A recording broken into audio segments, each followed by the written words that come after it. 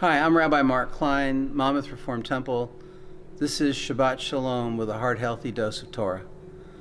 This week in the Torah portion, God comes to have a conversation with Abraham and, amongst many other things, shares that the cities of Sodom and Gomorrah are evil and wicked and need to be destroyed.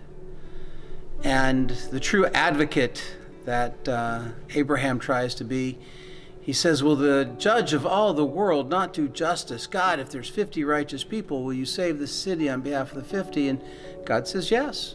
And then Abraham thinks, well, what if there's only 40 and then 30? And then finally he says, if there's 10. And God says, if there's 10 righteous people, I'll save the city. Abraham goes and investigates the city and finds Lot and his wife and his 2 daughters, and that's 4. And then tells them that they have to leave because the city is going to be destroyed because Abraham didn't find 10 people there. But you know, Abraham could have moved his whole entourage into the city. There would have been 100 righteous people in the city of Sodom and Gomorrah. And Abraham and his entourage could have taught through their own behaviors a better way of doing things. But Abraham just gave up on the people and said, yep, there's nothing worth saving here. And the city was destroyed. How often do we scream for justice, and we'll hold panel conversations, and we'll write papers, and we'll hold protests for justice and for righteousness and for helping the poor. And then when it comes to the actual service work, there's no one to be seen.